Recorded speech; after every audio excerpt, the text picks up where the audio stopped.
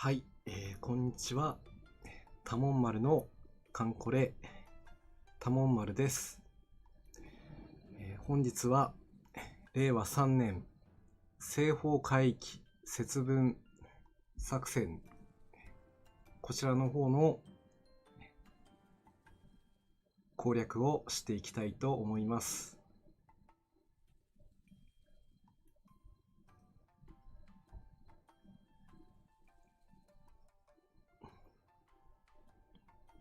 皆さん今日も、早速のコメントありがとうございます。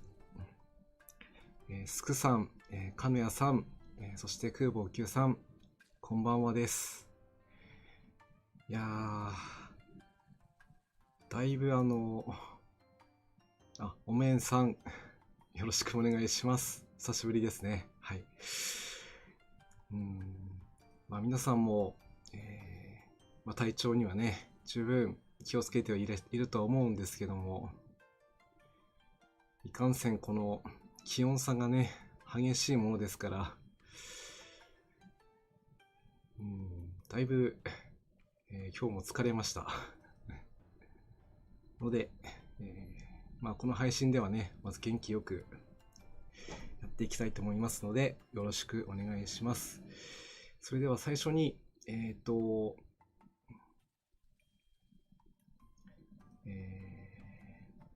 作戦の方からね、ご説明していきたいと思います。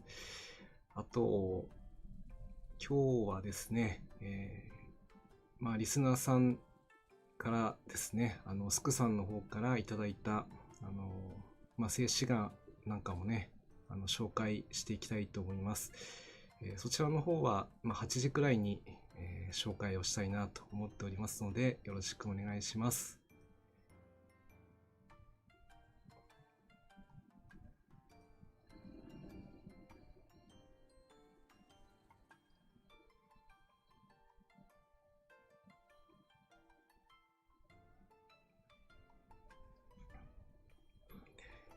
では、作戦の内容ですね。節分任務、機関に水蒸気母艦、航空巡洋艦、従順のいずれか、さらに機関と同艦種の随伴艦を伴う艦隊で、西方ジャム島沖、カレー島、違うな、カレー洋沖海域、リランカ島に展開。同方面敵艦隊主力を捕捉、これを撃滅せよということです。初見さんいらっしゃいです。お名前の方は朝福さんとお読みすればよろしいのでしょうか。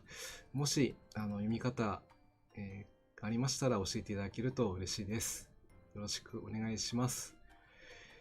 そして、編成の方はですね、先ほども説明がありましたけども、水母、航空巡洋艦、従順、こちらから2隻ずつを選んで、あとは自由枠という感じの海域を4の1から4の3まで一勝利でクリアするというものになります。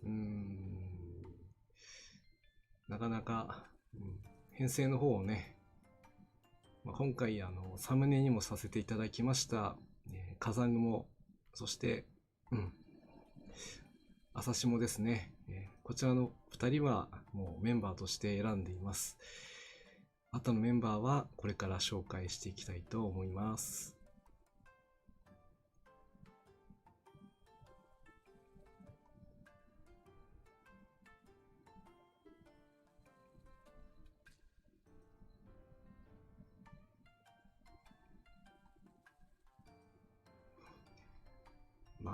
そうですね、節分も今任務として行ってますけども、来週までということになりますので、早い方ですともう報酬ねもらっている方もいらっしゃるとは思います。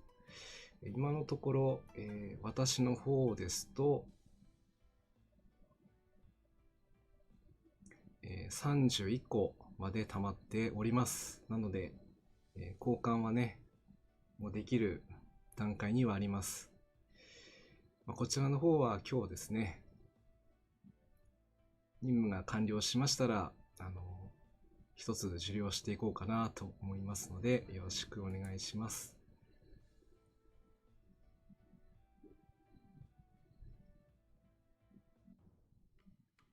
それでは最初の4の1の回帰の編成はこのようにしております。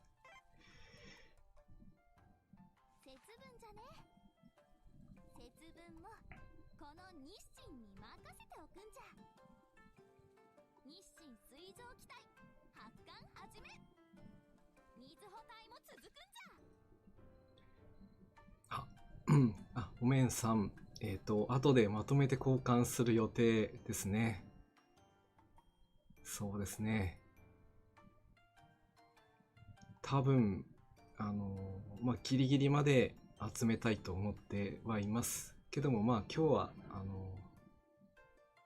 最初にね、いただけるものはいただいていこうかなと考えております。はい。そして今回の期間は日清ですね。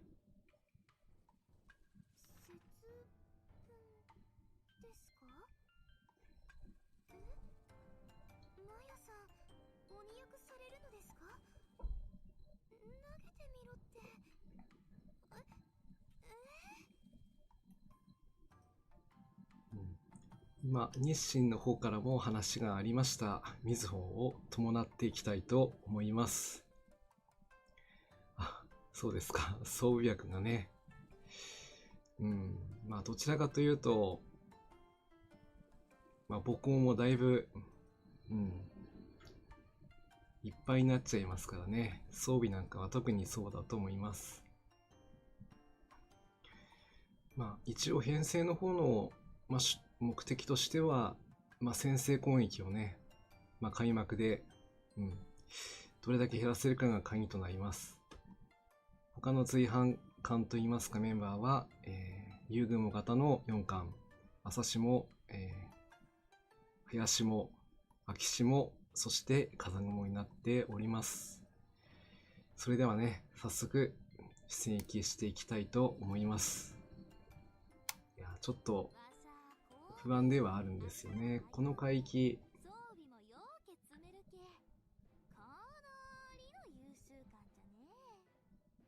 かなりの優秀艦なんですけどもね、ここの海域はなかなか手強いんですよね。軽くいけると思っていても、よくね、事故ります。正直言って。なので、うまくたどり着ければいいんですけども、道中2戦で、ボス前がね、ちょっと強いので、そこをうまく切り抜けられればいいんですけども、そこでいつも、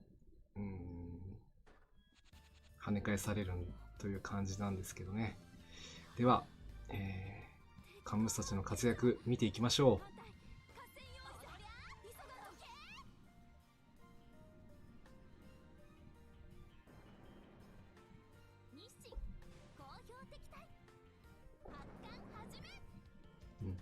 まずは予定通り、先制攻撃ですね。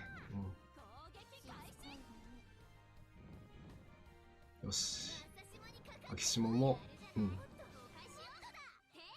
カバーをしてくれていい感じですね。そうなんですよね。ここの海域の、なんていうかな。地味に、楽勝かなと思っていくと、ワンパンされる時がね、ありますからね。名取さんも、頑張りますということもいただきましたので、頑張っていきましょう。ここは、飛龍堀でめっちゃ行く場所ということでね。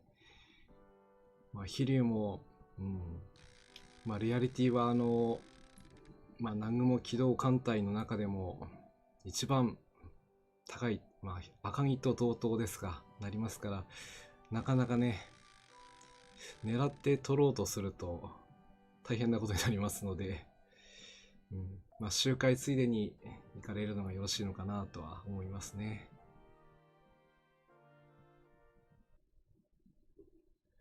あとは BGM もちょっとさっきまでとはね、打って変わって、まあ、静かな、まあ、道中 BGM となっていますのでね、よし、今回も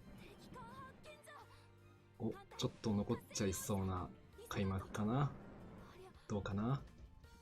このね、従順のフラッグシップがね、怖いんですよーっと言ってるそばから来ちゃいましたね。お助け、お助け。水をかわしてくれ。来撃は来ないでほしい。よし、秋島は受けましたね。よし、これで、受けられた。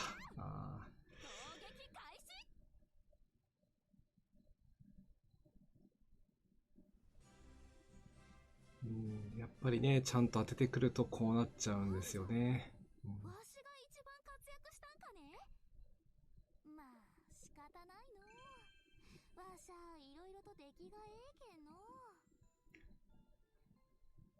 はじめまして、利根方2番艦ちくまと申します。はい、ちくまさんよろしくお願いします。ではね、続けて、進軍をしていきましょう。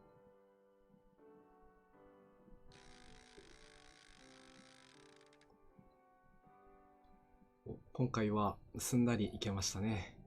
あとはここを勝利を取りに来たいので、野戦も含めてね、来たいと思います。それでは戦闘開始です。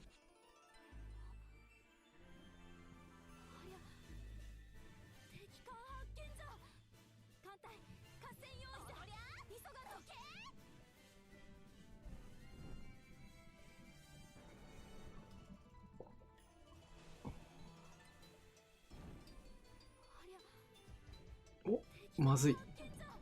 T 字フリーを引いてしまいましたか。これでは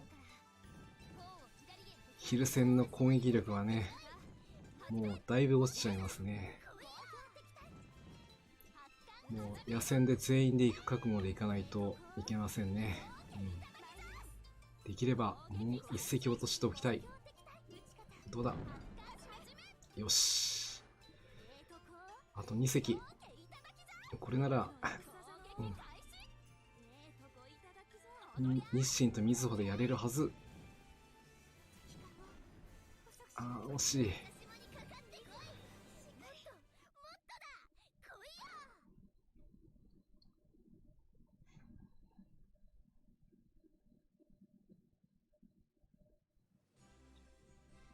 ここで、飛龍を、掘った後にニノさんに行って一発目で出た瞬間なんか萎えたということね。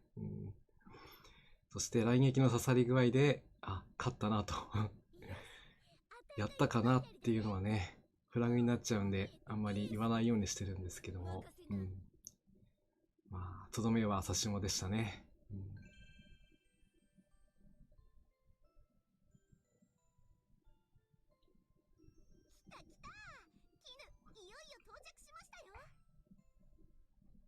これは珍しい、絹、まあ、よくね、このポーズからコロンビアっていうね、言われたりもしますけども、まあ、今はこのスタイルとはちょっと違ってるのでね、まあ、何はともあれこの4の1クリアとなります。作戦完了じゃ。ほんまに疲れたの。なかなか最初のマップとはいえ油断できなかったですけども、今回はねすんなりまあ、道中は抜けられましたので、とりあえずは最初はクリアということになります。それでは、続けて4の2の方ねいきたいと思います。4の2の編成の方は、こんな感じにしてみました。はい。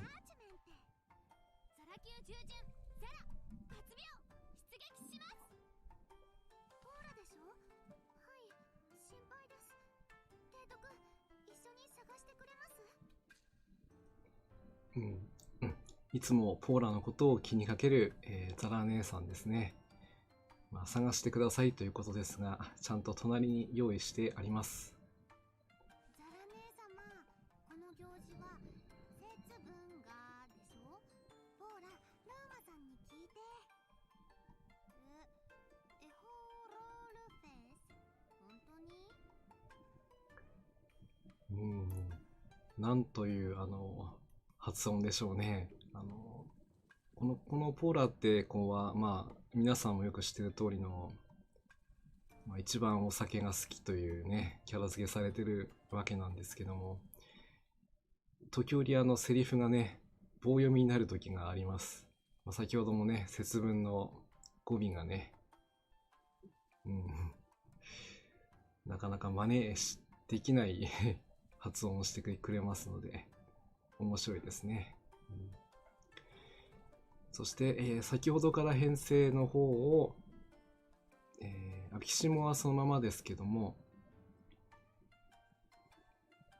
熊の方にね、出てもらいます。まあ、こちらの海域は、ちょっと最初の羅針盤がどっちに行くかわからないので、先ほどのように水蒸気母艦の、まあ、先制攻撃はちょっとできないので、まあ、熊の火力が頼りになるのかなというふうに考えています。それでは、行ってみましょう。いくら粘り強さがモットーだって言っても、さすがにこれは。提督、ザラ怒りますよ。なんか怒られちゃいましたけど、なんでかな。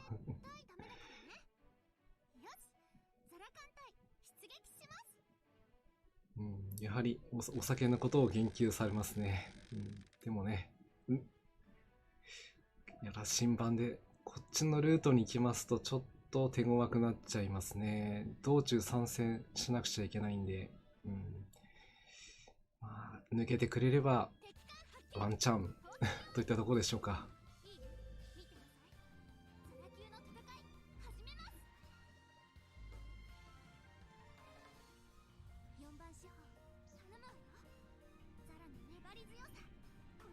このね、潜水艦もたまに刺さるんですよね。どうかな。行ってるそばから刺さってしまった。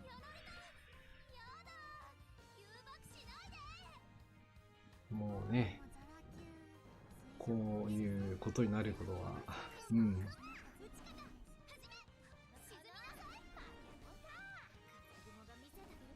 ちょっと予感はしてたんですけども、なっちゃいましたね。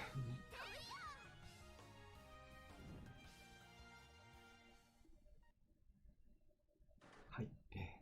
ここは、帰ればまた来られるということなので、帰りましょう。ザ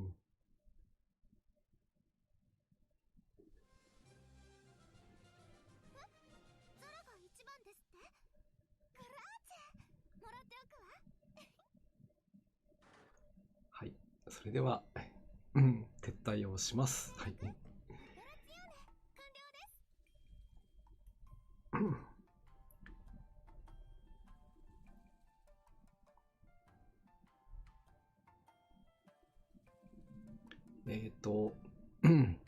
スクさん、これってツベのリンクを貼るとどうなるんかということですが、私もまだリンク先の貼り方を、覚えていませんでした。すいません。今回も紹介をするときは、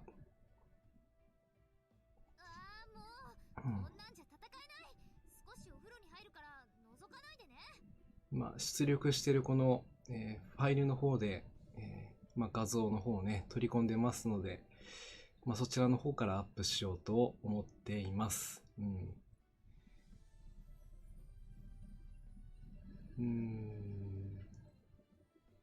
そうですね。そろそろそういったやり方もちょっと覚えていかないといけないですね。次回までにはできるようにちょっと勉強していきたいと思います。はい。まだかすり傷だけどな。小さな損傷でも大きなね、被害になる時があります。先ほど火山雲がね、雷撃で大破しちゃいましたけども、実のところを言うと先ほどちょっと被弾をしてたんですよね。なんでちゃんと修復していればおそらく中波で済んだと思うんですけども、やはり、ちゃんと直してないとあんまり良い結果にはならないので、次回は気をつけたいと思います。はい。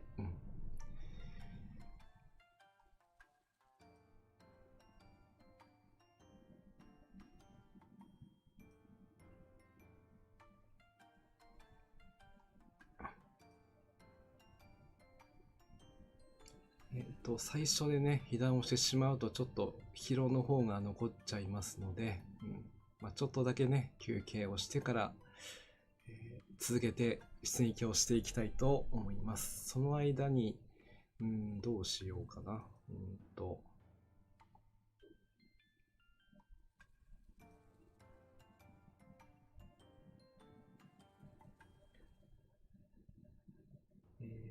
アイテムで、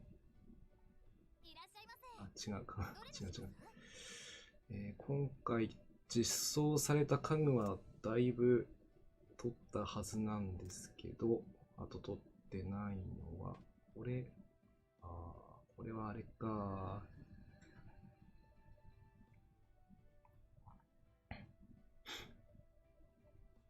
かつお節さん。皆さん、こんばんはであります。ということで、今日も、来ていただきまして、ありがとうございます。今はちょうど、4の1を攻略が終わっての4の2のね、出撃をしてところで、撤退をしてきてしまいましたといった段階です。はい。ちょうど真ん中ですね。はい。そうか。これか。主力オブ主力な節分の、この家具ですね。高いな。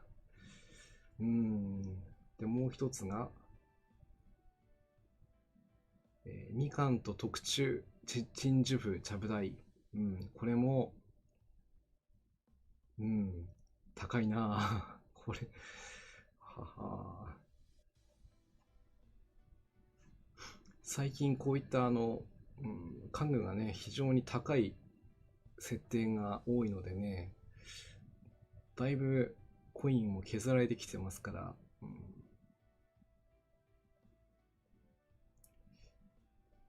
これをやっちゃうともしかしたらもう家具コインなくなっちゃうかもしれないな。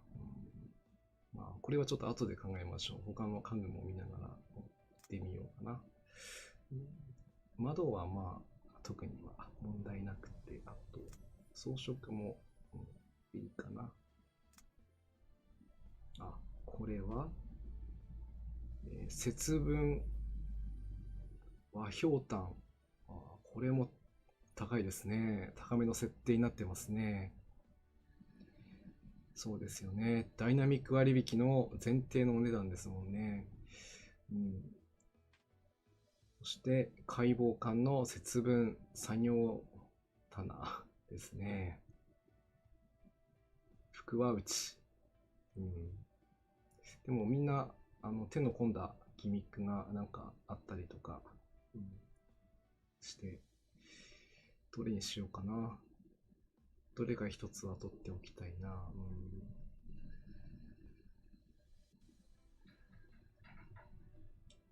家具箱も前まではね、1000個とか超えてたんですけども、もうだいぶ開けちゃって、もうこんな風になっちゃいましたからね。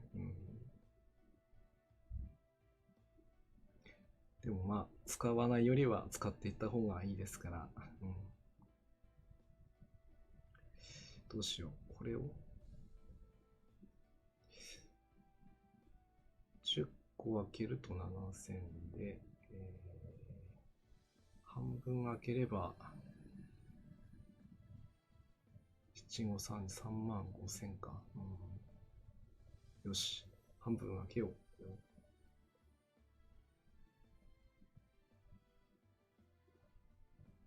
家具職人を買ってくれと運営さんからの熱いメッセージですね。それもわからなくもないんですけど、まだね、家具が若干残ってるので、それを家具コインをね、開けていこうかなと思います。これで14万、まで貯まったので、一つね、交換をしようかなと思うんですけど、どれがいいかな。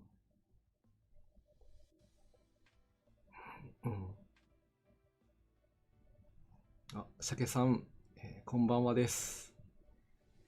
今日はね、この節分任務をやってますけども、実はというかですね、今日の何の日のコーナーで、ちょっといつもと違う格好でやろうかなと思っておりますので、期待していただけると嬉しいです。はい。じゃあこの主力オブ主力な節分、これを開けたいと思います。ちょっと足りないな。もうちょっと開けないといけないんで、これ半分開ければいけるかな。ちょっと雑だけども。3万8000、どうだ。これで18万。はい。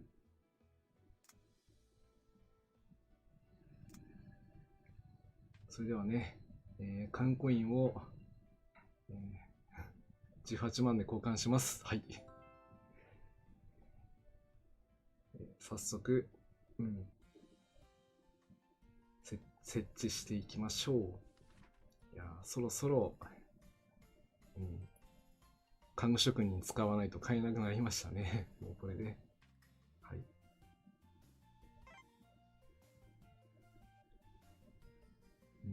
一応こんなね、感じの、背景と言いますかね、なっちゃいましたね。よし。遊具も型のこう、なんでこうね、服投げ捨てられてるようなところはなんでかな、これは。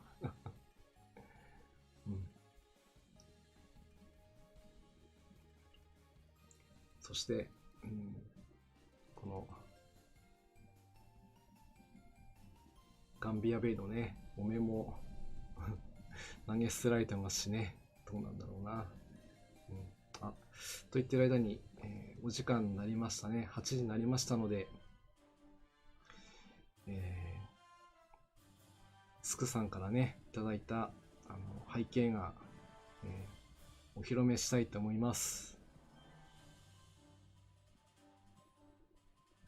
これでいいかな。はい。それでは、お時間。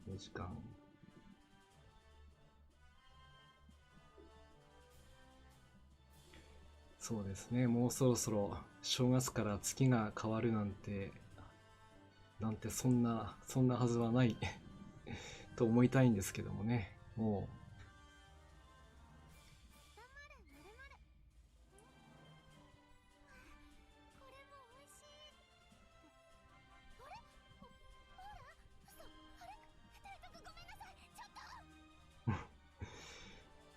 時報もなりましたので、公開していきたいと思います。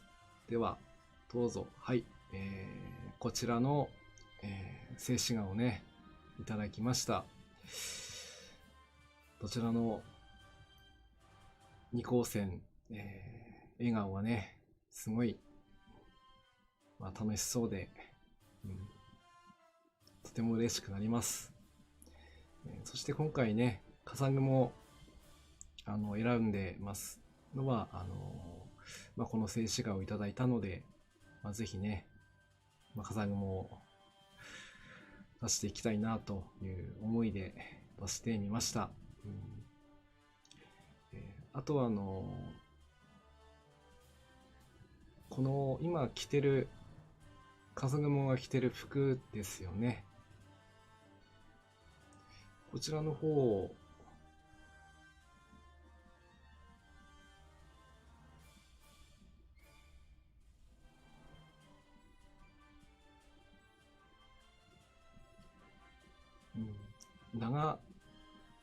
長寿パンと呼ぶですね。呼ぶようで、で、それが実際にこう、あるということをコメントでいただきましたので、私個人的に調べてみたんですけども、完全に、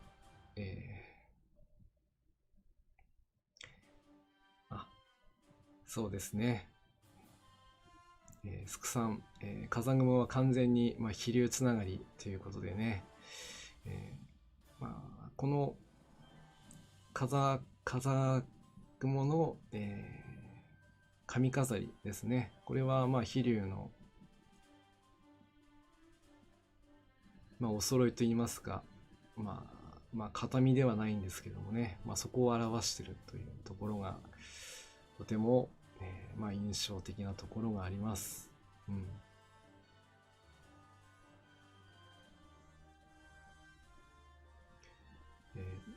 これの実物は上のリンク先にあるということですね。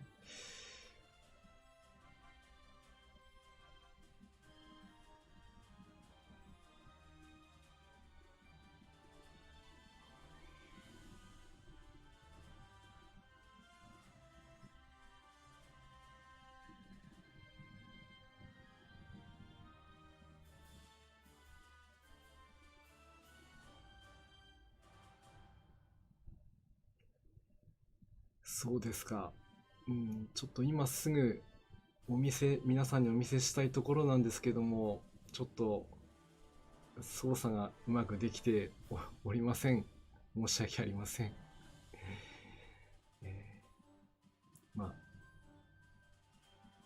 本当にね、いただきて、嬉しく思います。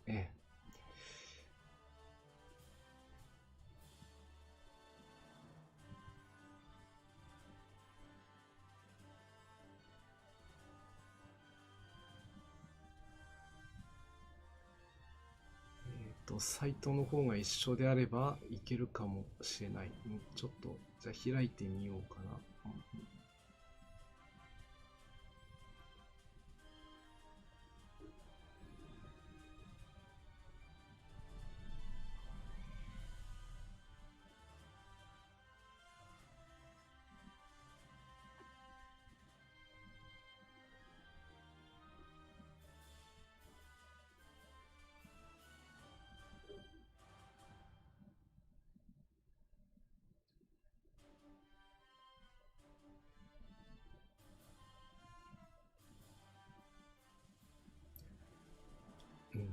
そうですね。すいません。うまくいけなかったようなので、本当に静止画もね、いただいたりもしているし、非常にあれなんですけど、もし後で、リンク先ですね、DM いただけると嬉しいです。本当何から何まで、頼りっぱなしで申し訳ございません。はい。一応こちらの静止画につきましては、今後ね、もう使わせていただこうかなとも思っておりますし、今日の番組の最終といいますか、終わりの時にもう一度、出していきたいと思いますので、よろしくお願いします。それでは、作戦の方をね、続けていきたいと思います。なんか BGM もね、間変えたら変わっちゃってますね。スクさん申し訳ないです。よろしくお願いします。はい、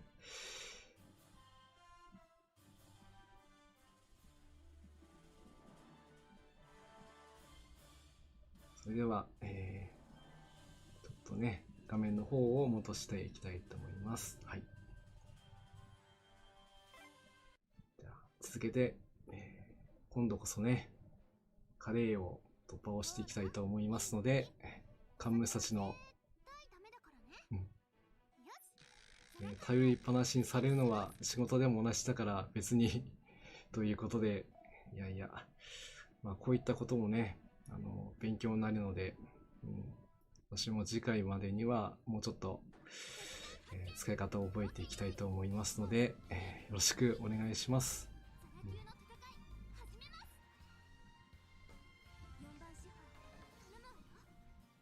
よし、今回は上のルートに乗ってくれましたね。よし、なめるなクマの攻撃もね、そしてイタリア従順のね火力もここで見せていきたい。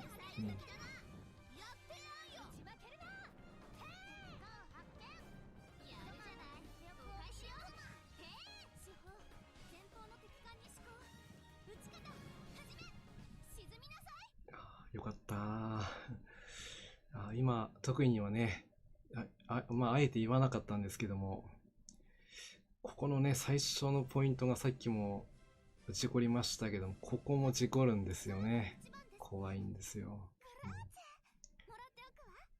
でもね、今日は2回目ですからね、突破をしていかなくてはなりません。足柄よ。砲雷撃戦が得意なの。よろしくね。はい、足柄さん、よろしくお願いします。では続けて進軍していきましょう。また何かあったらちょこちょこ作るよということで、ありがとうございます。なかなかね、こういった、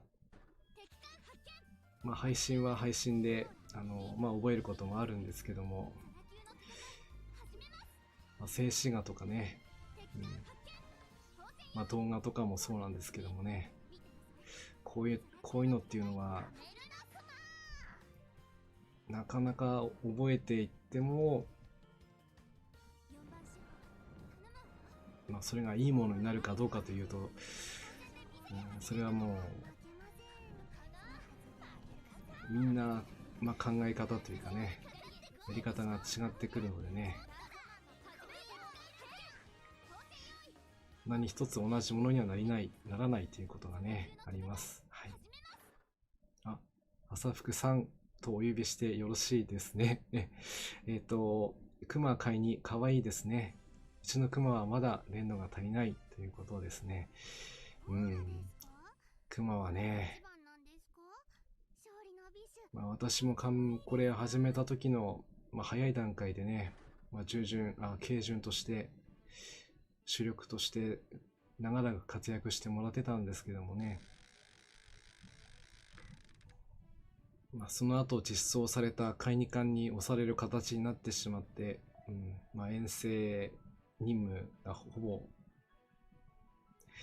まあ、それもね今回の海二の実装によって、もう主力になってくれます。おそらく今後のイベントでは前段作戦の後半であったり後段作戦のね、そういった時にも出番がやってきますんでね、今日もこのクマの活躍見ていただければ嬉しいです。さあ今回はへっ勝利取りに行きますよ。さすがに無傷というわけにはいかないけど、まだまだ負けないぞ。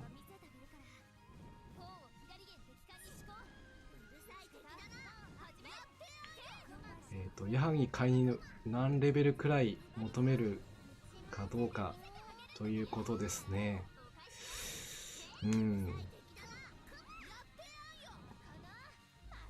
そしてどちらも可愛かったので2隻目そうですか、一気に仕上げてしまったということですが、さすがお面さんやりますね。まだまだそこまではいかないですけども、やりました。回帰の方はこれでね突破となりました。矢作の買い荷についてですね、まあね、もしかしたら、もしかすると思うんですけども、解任の中ではおそらく一番レベル高い設定になってくるんじゃないかと予想はしてます。なので、89から90かなと思ってます。多分それ以上はね、ちょっと高すぎるかなとは思うんですけどね。それでも十分高いんですけどもね。占い来ましたね。占いこのままで可愛いです。解任になるとまた別の意味で可愛いですよね。よろしくね。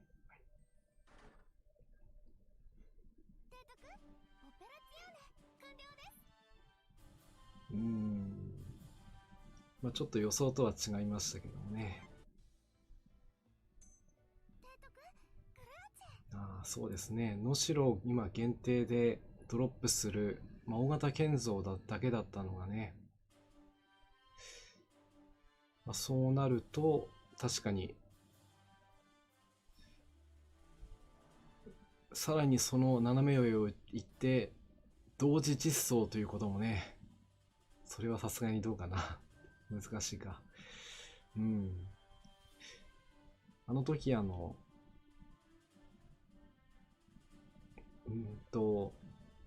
月と如月の時は確か同時に実装されたんですよね。なんで、実装してくれると、やっぱテンション上がりますよね。やる気も。あまりこうね、求められるものが大きすぎると、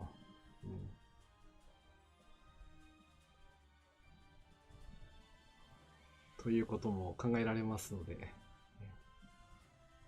その辺にしておこうかなとは思います。はい。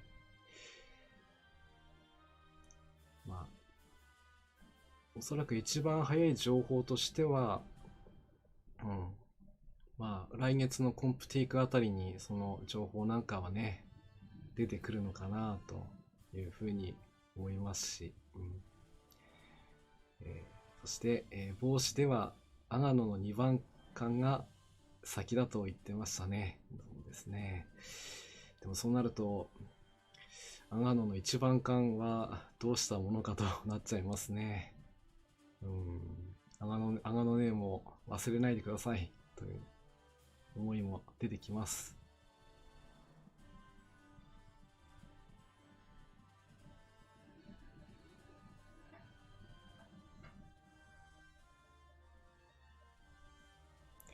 桜井イリスさん、こんばんはです。カタパルト以外は準備してあるけど他にも使いたいしとね。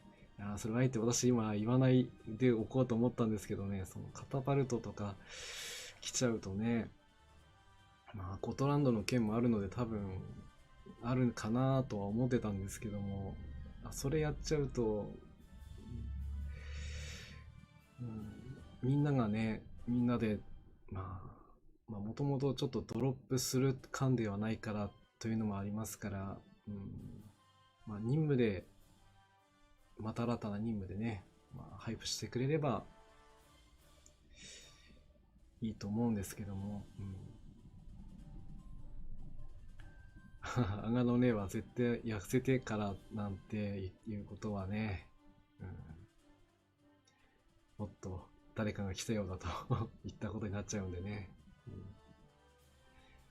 という感じでね、今これで、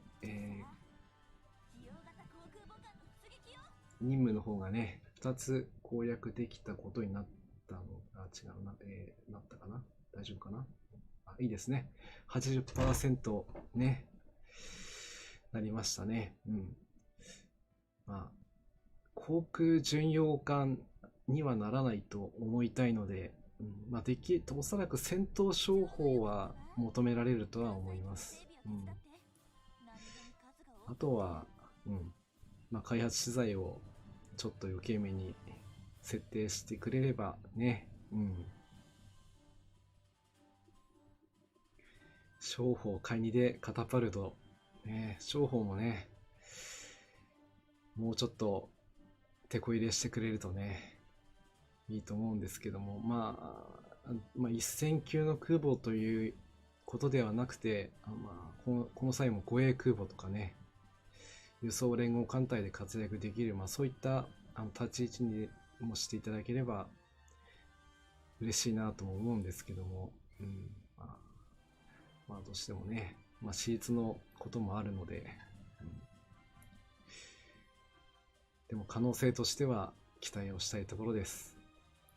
で今回の4の3ですね、ちょっとここだけはちょっと説明入れたいと思います。はい。リランカ島空襲ですね。一応編成例としては、空母系、あとは軽巡、戦艦、従巡とかね、入れていくのが、セオリーなんですけども、ルート固定が100% ちょっとできない、ちょっと困った海域なんですね。それでも到達確率は90% ぐらいはあるので、ほぼルート固定はできるんですけども、今回はね、ちょっと巡洋と費用を使ってみたいと思って編成を組んでしまいました。多分ね、ボスに対しての攻撃力がちょっと足りないかなと思ってるので、倒しきれるかどうか、そこがちょっと不安ではありますけども、まずはね、行ってみたいと思います。もしどうしてもダメだったら、その時はまたその時考えます。はい。そして装備の方で、艦上爆撃機ですね。対地攻撃ができる艦上爆撃機というのは、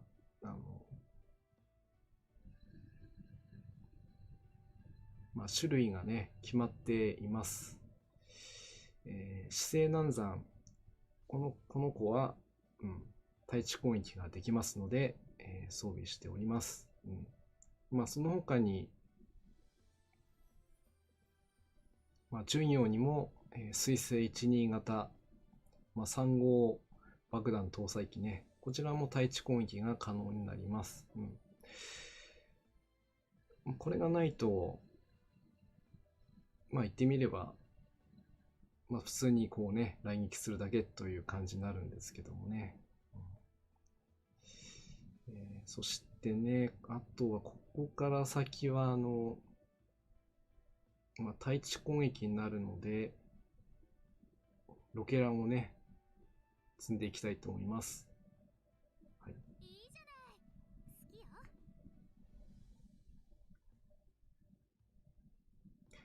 よ。節分任務って軽空母 OK でしたっけということですね。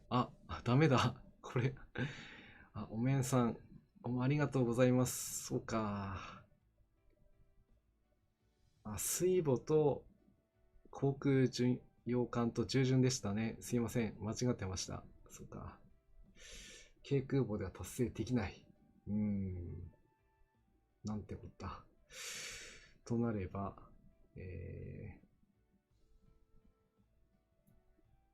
編成をちょっと考えないといけないな。いや費用と順用が使いたくて、そればっかり頭がいっぱいになってしまいましたね。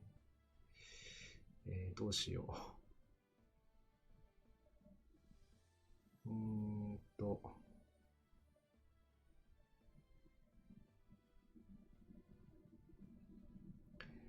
どうしようかな。おめんさん、ファインプレーですね。以前もこういったことあったような気がします。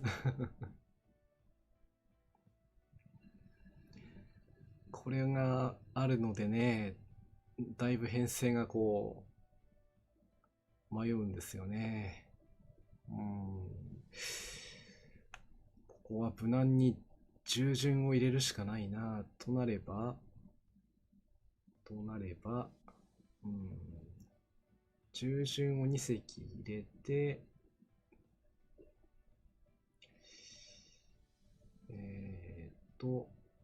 あとは、それでも空母系は入れられるな。入れられるな。そう、駆逐艦が1隻しか入れられないか。軽空母の代わりに航空巡洋艦。確かにそれも、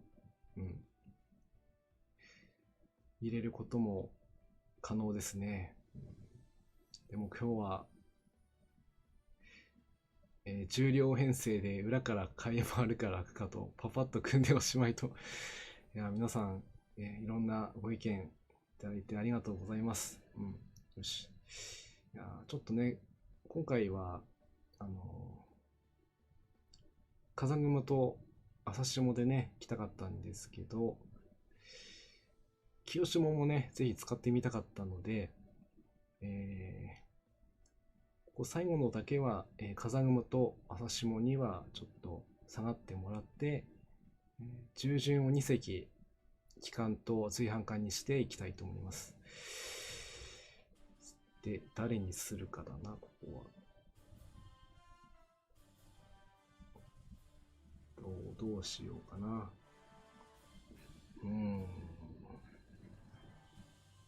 よし、ナチと足柄で行こう。はい。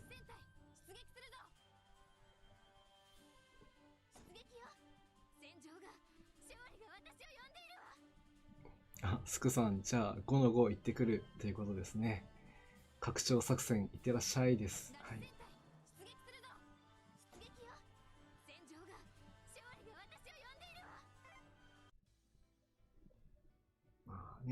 従順の装備といえばもう、この3号砲が鉄板になってますけどね。中には、ヒューストン砲とかもね、回収を終わらせている方もいらっしゃれば、ね、この8インチ3連装砲マーク9でいいのかな。この手法もね、悪くないということで。いや、ナチさんの、活躍をね、ここで見ることになるとは、今日は思ってなかった。よし、では3式団回をね、ボスにお見舞いしてやりましょう。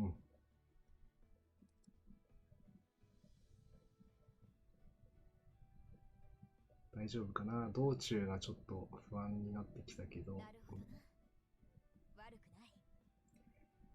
よし、ではここでね。自分が強くなるこの瞬間が私は一番好き。あともう一つの手法は、どうしようかな。リランカ島の説明画面の、そうでした。すいません。今、画面の方を消しますね。はい。戻します。はい。カンコレやって4回目ですけどね、この5。そうですね。いやー、5の5は、できればあまり、行きたくない海域ではありますけども、でもあそこの海域を行くと、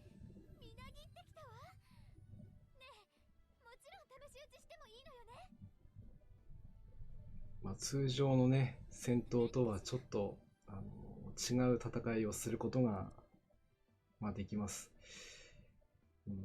やりようによってはもう、自分の艦隊のね、戦力がどれだけ通用するのかというのを測るという意味では、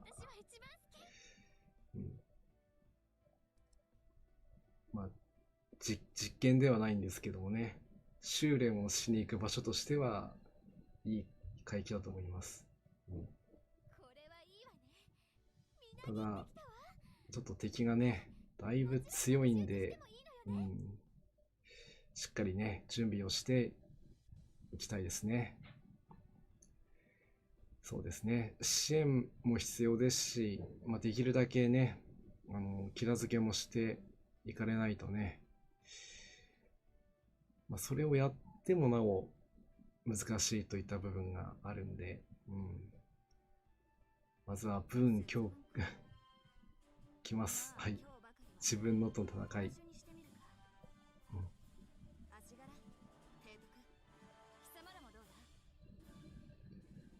そしてね、さりげなく酒を進めてくるナチさんでありました。それでは、リランカ島ね、行ってみたいと思います。出るぞ。おじげつくものは残っておれ。そうですね、本体のみで殴りに行くのが好きですということでね、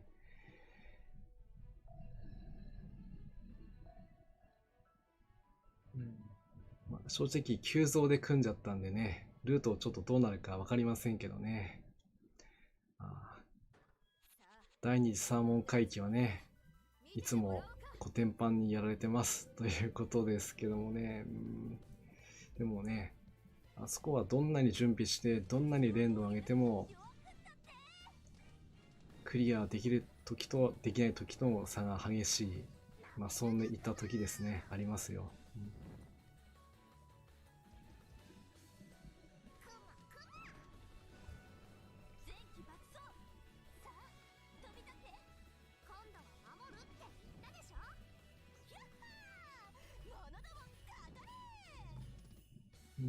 ここは抜けられればいいと思ってやったけど、どうだ。清志も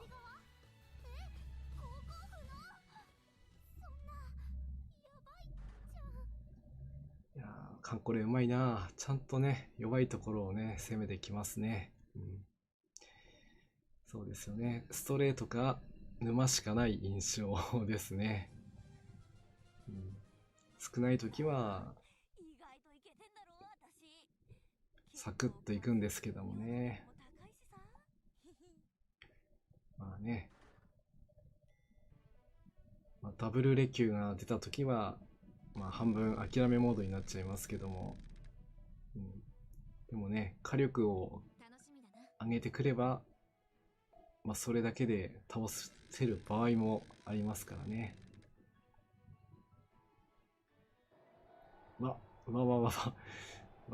渦潮に行ってしまった。これ多分、速度の関係かな、これ。大丈夫かなやはり、費用事業編成には無理があったか。いや、まだわからない。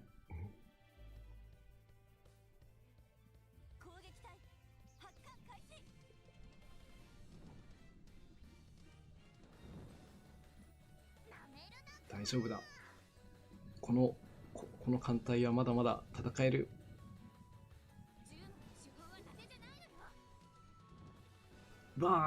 全然違うところやられたまさかフラッグシップやってくれるな。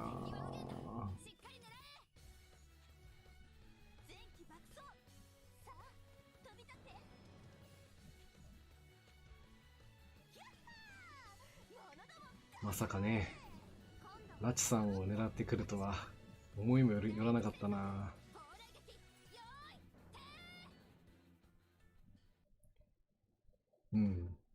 皆さん、これはね、強制撤退ですね。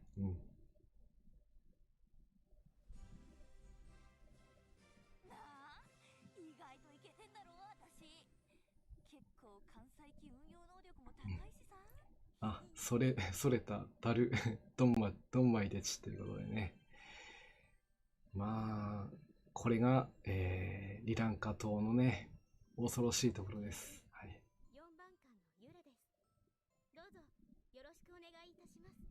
はい、ユラさん、よろしくお願いします。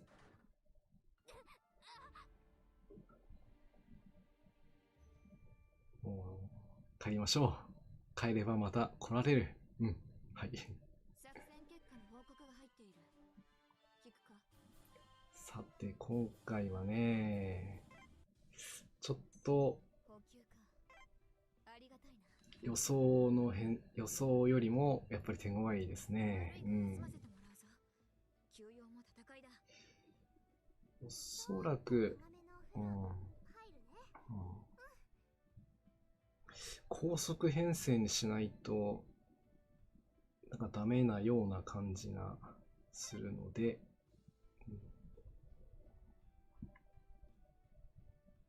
ありがとう。いい機材ね、これは。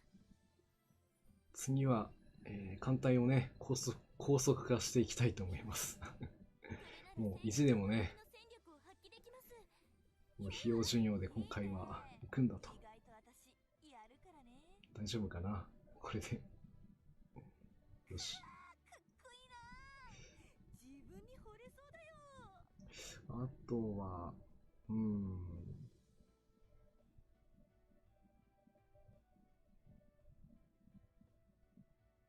クマは火力的に足り、いやー、でもな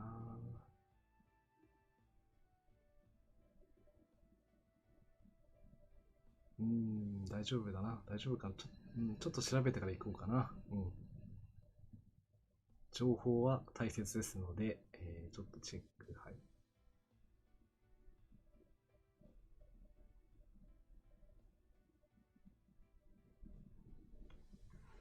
最初のマスは、正規空母を含むと C マス、下に行って、高速統一、でもな、これは、駆逐艦、海防艦4隻以上、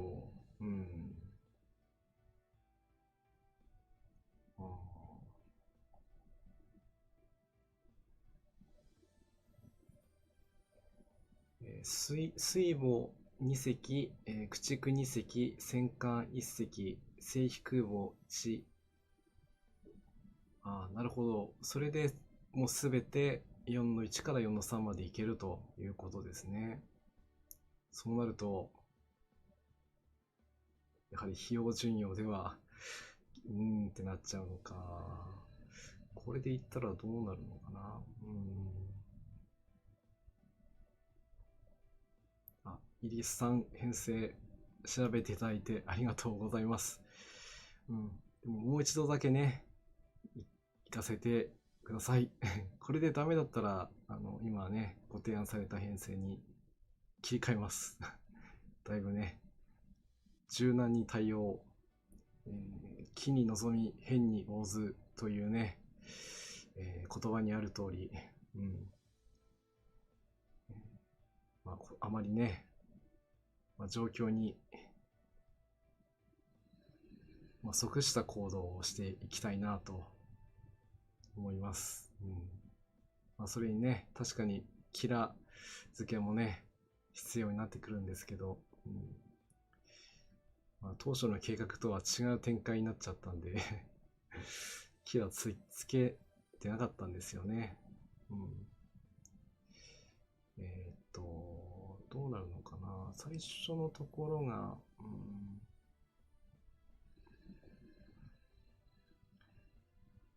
戦艦級プラス軽空母0隻で D になるから、A か C に絶対軽空母いるから行っちゃうんだな。A マスに行くと仮定して B マスに行って B マスから G に行くには、B マスから E マスは、ランダム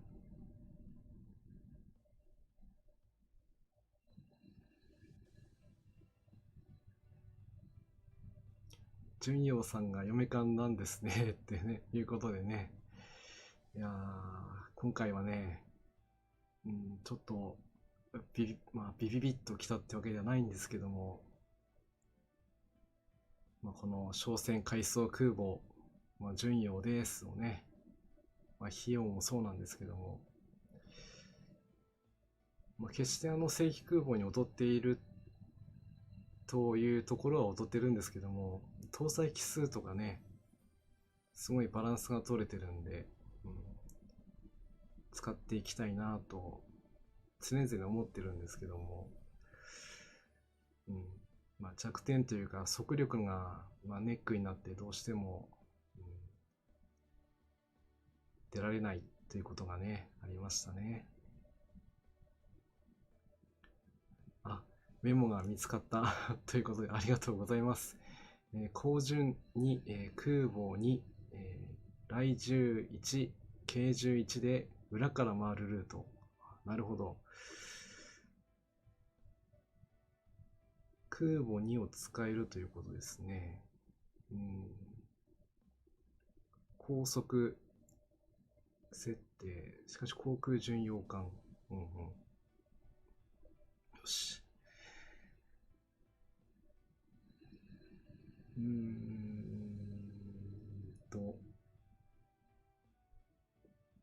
それではね、なちさんと足柄さんせっかく出てもらったんですけども、ここをじゃあ航空巡洋艦に変更します。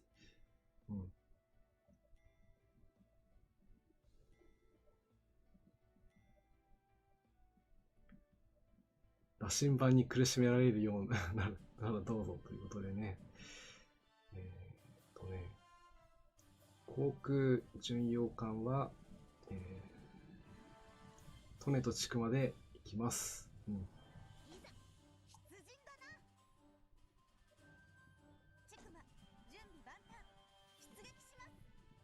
そして、どうしよう。従来か。そうですね。従順でもいけるけども、っていうところですね。従来を入れるかどうか。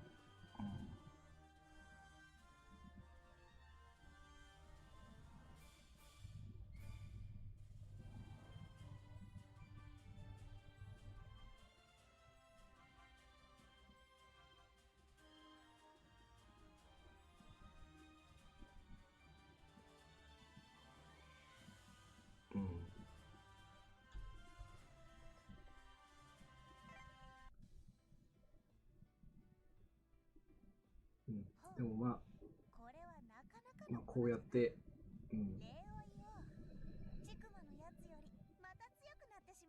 制空の方はね、空母がいるのでね、問題ないので、ここは弾着観測射撃ができる状態の装備でいきたいと思います。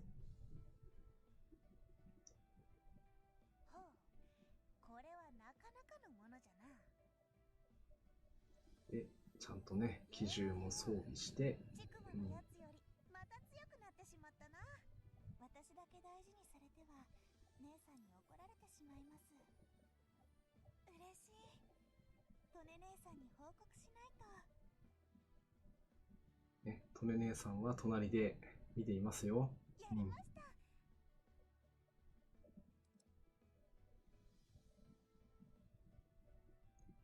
いやー、本当にね。私だけ大事にされては姉さんに怒られてしまいます。もうちょっとちゃんと調べておけばよかったんですけどもね。どうしても費用と順用を使いたかったということでね。清下はこのままでも良さそうな気がする。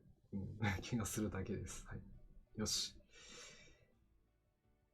じゃあこれでね、行ってみましょう。どうなるかな。ドキドキ。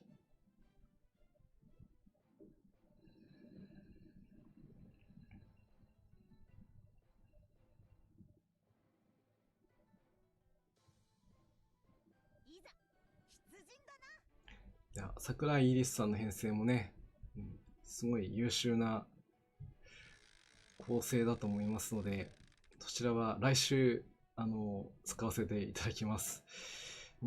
ただね、来週は、時間がもう本当に限られちゃうんで、配信外になっちゃうのかな。もし時間が取れるようでしたらね、そちらも行きたいなとは思いますけども、いや本当に疲れがね取れないなもうね、まあなんとかなるんじゃないですかということでね、ここは信じたカムスたちをね送り出したわけですから、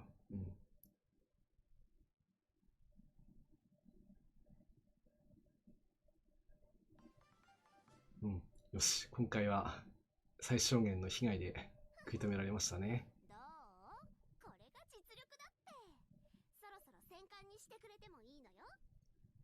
ね、戦艦にしてあげたい子ですよね。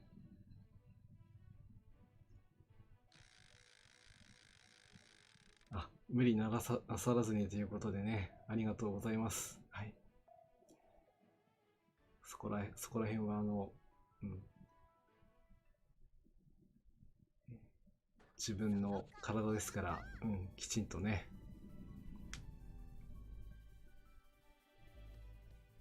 うん、多少防御力が弱くったって。まあ万全とまではいかないまでも、うん、きちんと、うん、整えていきたいと思います。うん、ここもと言おうと思ったらもう半分以上落としちゃいましたね。いい感じだ。ああ、そうか。空母が、うん、いるなら、まあ今のはね、ちょっとあまり参考にならないと思うんですけども、うん、まあ、ちゃんとね、対空カットインできる艦をね、一隻用意しておくべきでしたね。うん、これがイベントだったらもうね、間違いなく一撃でぶち抜かれてますよねいやー、お、商法です。はい、ちょっと小柄ですけど、ぜひ提督の機動部隊に加えてくださいね。ね、商法さん、うん。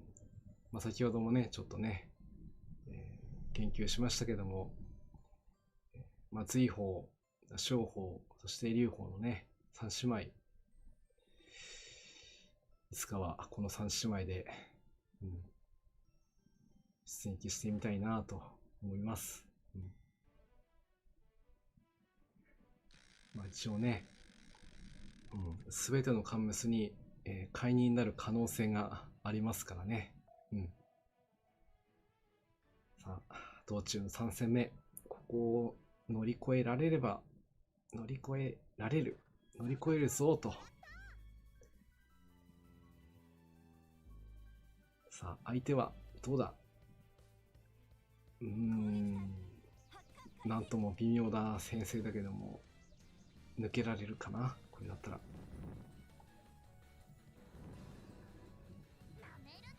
やったか？やったか？あ、ちょっと、よろしくない。T 字不利。あ、順位をかわした。そこもかわして費用を、うん。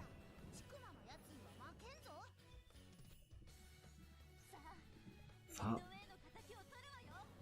ミッドウェイのね、ミッドウェイなんてなかった。うん。うん。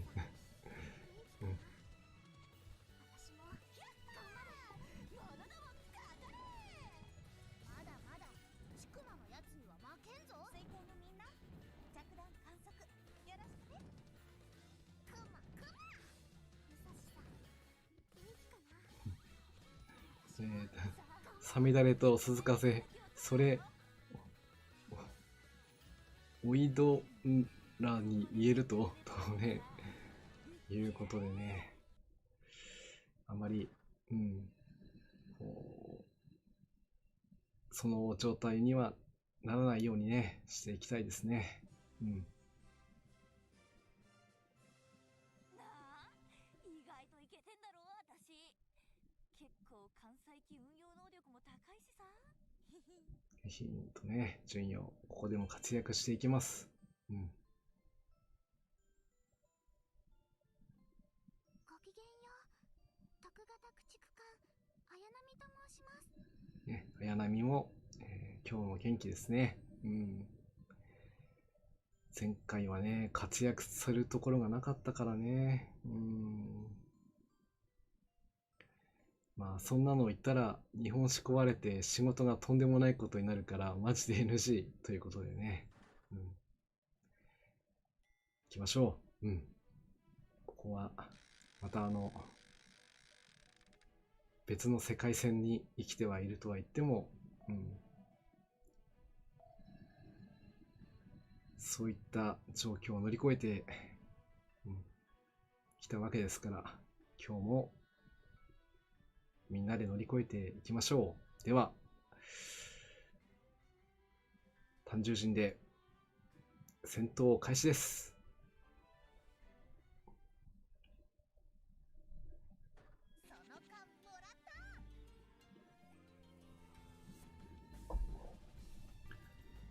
勝ったな。風呂に入ってくるはちょっとまだ早いですよ。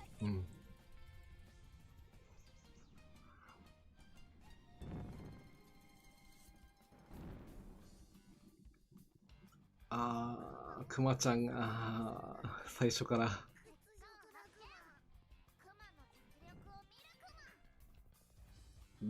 反抗戦か。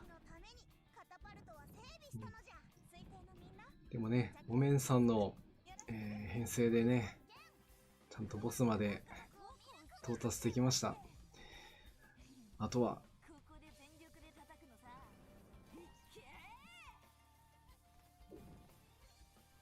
費用準用の攻撃どうだ。割合ね。このように対地攻撃を持ってるとね、空母でもちゃんと対地攻撃ができます。威力はほどほどですけども、風呂でサインパラダツパインサラダ、それはどうですかね。美味しそうではあります。いただきます。では野戦で決着したいですね。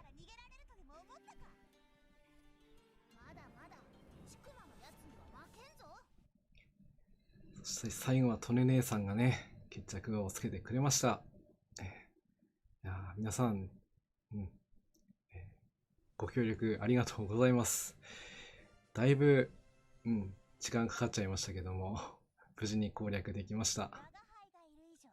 カムスたちを褒めてあげてやってください。お願いします。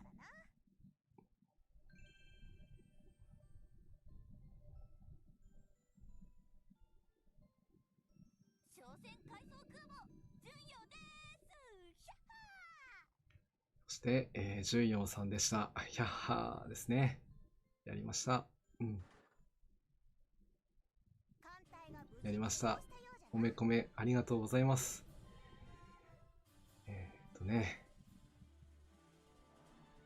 無事に、順位を費用でね。費用型航空母艦ちょうどよかったわ。艦載機の整備を手伝って。何気に数が多くって。ね。少し顔色が悪いわ。あまり根を詰めて仕事してはダメ。少し休んで。きっとその方が全てうまくいくって。本当よ。そうですね。休めるときにはきちんと休まないと、いいね、結果にはなりませんので、でもこれで任務をね達成することができましたので、こちらの、令和3年西方回帰節分作戦完了になります。これはどうしようかな。ここは、給料感をねいただきましょう。弾薬を2021、給料感、節分豆を2ついただきました。そして拡張作戦ですね。先ほどもゴニゴニ言ってくるといったことでもうあります。こちらの拡張作戦の方は、次回ですね、攻略を皆さんと一緒にしていきたいと思います。それではね、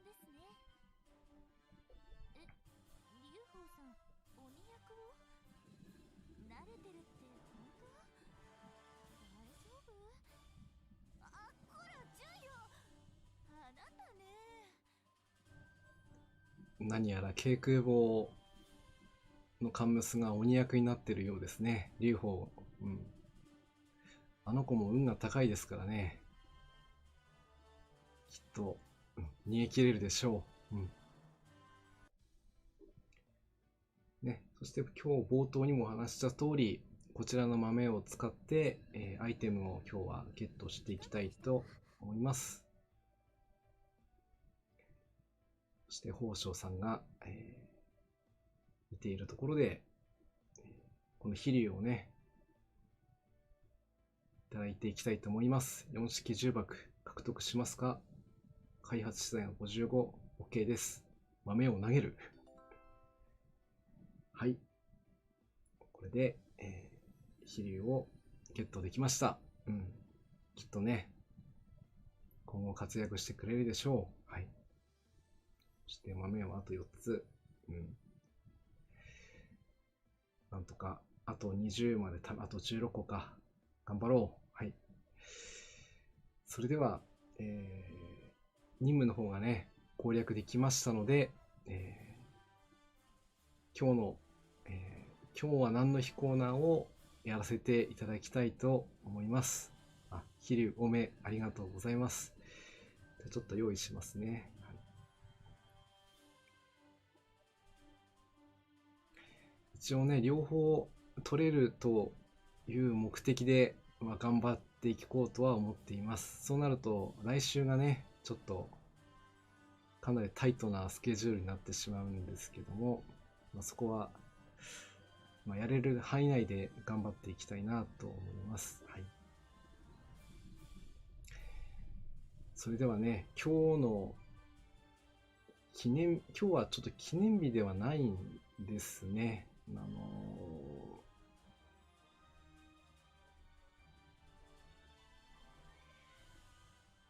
知っていらっしゃる方は、知っていらっしゃるので、これです。今日はこちらをいきます。ドン。はい。本日は、チャレンジャー号爆発事故があった日になります。はい。こちらは、1986年、昭和61年のこの日、アメリカのスペースシャトルチャレンジャー号が打ち上げ後わずか74秒で大爆発を起こし、全員ね亡くなってしまったという、痛ましい事故なんですけども、原因については、こちらの、搭載してあった補助ロケットのですね、接続部品の密閉用リングが、発進時に破損したことから、機体の分解が始まって、世界でね注目されている中での、惨事になってしまったといったことになったわけなんです。その、映像がございますので、それをちょっとね1分ほどの画像になりますけども、今からお流ししたいと思います。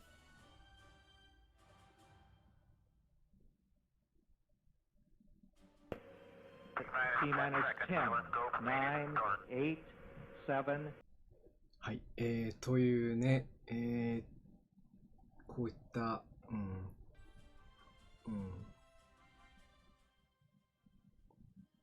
状況だったものですから、この、事件に関してはもう生中継されていましたので、もうほとんどの人が、その当時の、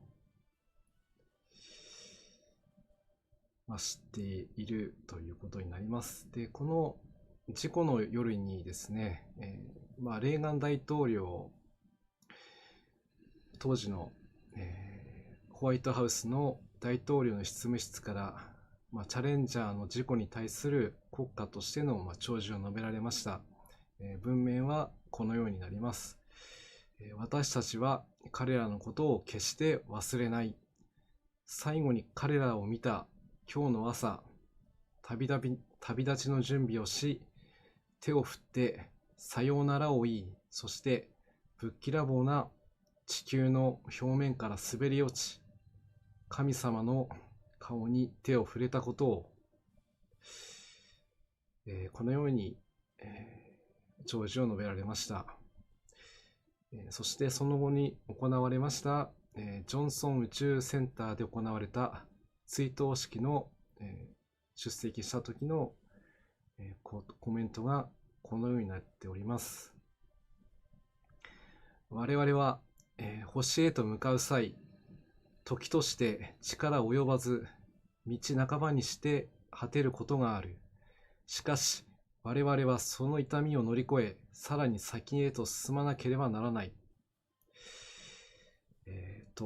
力強くね、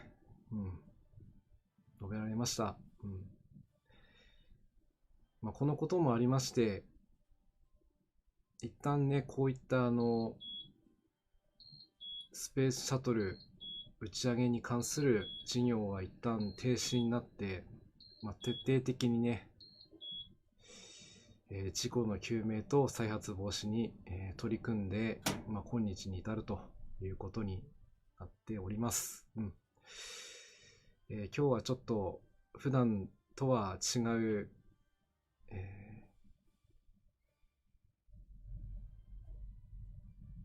記念日というかね、ちょっと事故ということなんですけどもね、紹介させていただきました。あと、この、亡くなられた何人の、宇宙飛行士の中には、2列目の一番左にいる方ですかね。おそらくこの方、日系人だったのかなというふうにも思いました。はい。あまりちょっとそちらの方は詳しく調べてはいませんので、もしご興味のある方がいらっしゃれば、調べてみてもいいのかなと思います。はい。ということで、本日1月28日は、チャレンジャー号爆発事故をお送りさせていただきました。